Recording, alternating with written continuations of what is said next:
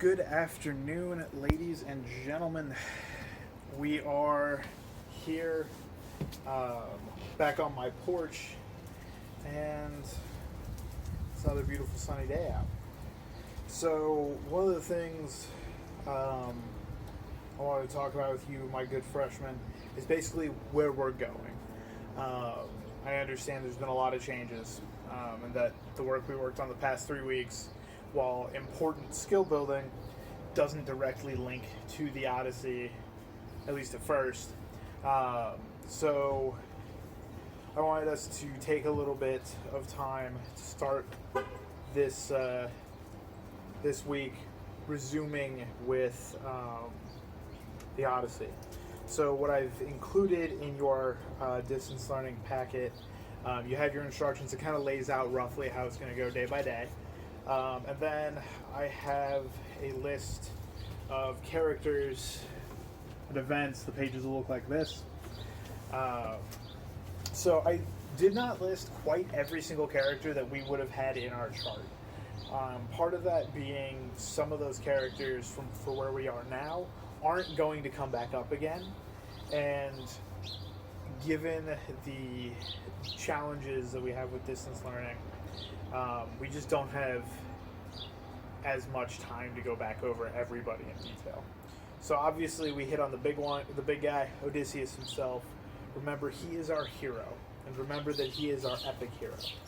And what that means is that Odysseus was a hero to start with. So Odysseus was already great. So with that, he's already a great hero. And so that makes him a heroic figure. Now, what makes him an epic hero? Can anybody remember? If you said he's an epic hero because he starts out heroic and he gets even more awesome, then you would be correct. So that is what makes him an epic hero. Remember, epic heroes start out heroic. So it is important for us to remember that. While that is not directly in your packet, I do have that now written here on our board. We will be going over more of the epic heroism next week.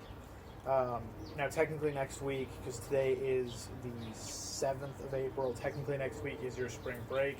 You are to enjoy spring break. If you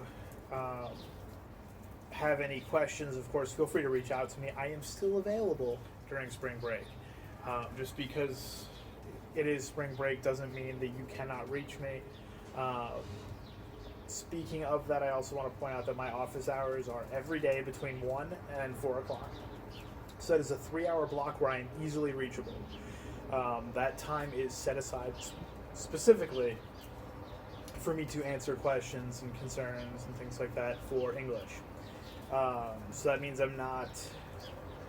my focus is at that point on answering questions and not, say, planning lessons or getting materials.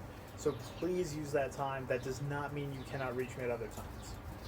So with where we were, I understand that for some of us who were a little bit further ahead, we'd already read through the section on Circe.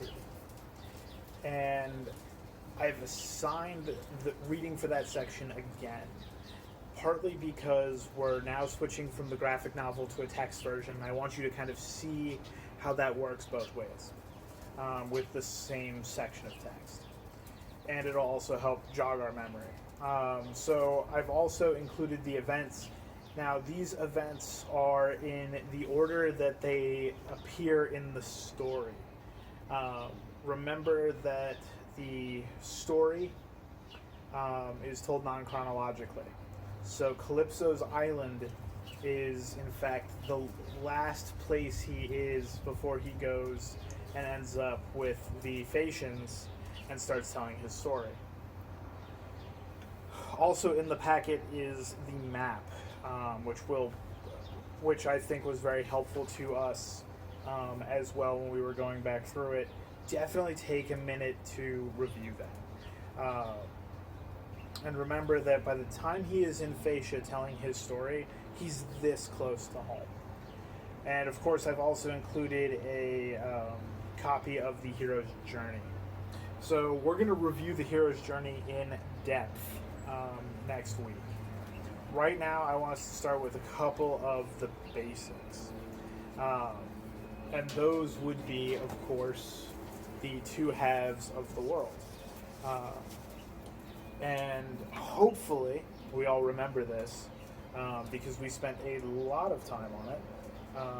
But just in case, remember that on our chart, we have the world looking like this. And there are two worlds. We have come on, you know it. We have the ordinary world in the top, and that is, for Odysseus, that is Ithaca or Troy. Now remember that Troy may not be Odysseus's home, per se, but it is his home world of the ordinary world. There is no magic, there is no sorcery, no monsters. It's just people, regular everyday people. Now, some of them are great and incredible heroes, but they aren't immortal or things like that. When he actually crosses into the other part of the world, where he actually spends most of his time down here, is where he reaches the extraordinary world.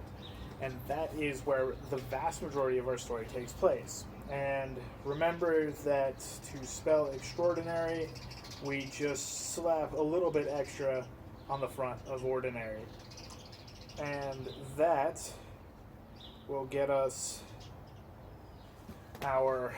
those are our two worlds. So remember, this is where Odysseus spends most of his time. We will continue to review the hero's journey next week. I didn't want to overwhelm you.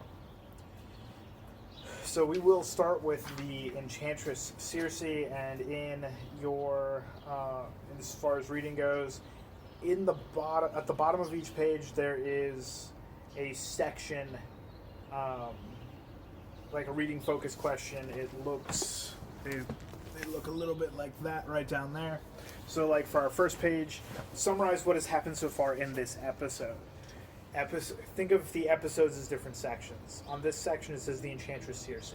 Think of this is your episode, your chapter. Remember that in the graphic novel we refer to them as books. You also do not have to worry about reading this tiny little section here under my fingers. That's the tail end of a previous section you don't have to worry about. Also in here there are a couple of art pieces and poems. So there is where it says like analyzing visuals, like here, this is where the analyzing visuals is. For some of these, the pictures aren't fantastic given the black and white nature of our copier, and some of the things don't show up well. Don't worry about actually analyzing them, but definitely look at them. It will help you kind of get a good grasp on things that are going on. I think the art piece with Odysseus, or in this case Ulysses, which was his Roman name, and the sirens, I think is a very good piece to look at. It does help give you that really nice visual, shows you what the ships would be like. Just kind of gives you some more context. Also, as you are going through and you are reading, on the sides of the pages there are the definitions for some of the different words, how they're pronounced, and things like that. And those words are bolded in the text, I believe. No, they are not. They have a little circle. So you'll see a word, and it will look... To use an example from the text here, it says harpies, and it has like this little open circle at the end of it. That is what tells you that there is a definition in the side, in that margin. So that'll help give you some more context. So this is just an introductory video. We will be continuing to review and go over in detail some of the different events and characters.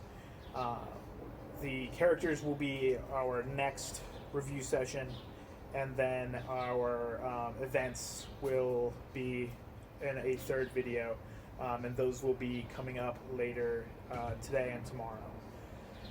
As always, if you have any questions, please reach out to me. I am more than happy to answer them.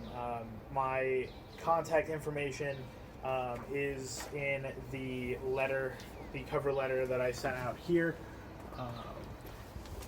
I will also include it in the description below to this video. Stay safe, stay healthy, enjoy the Odyssey.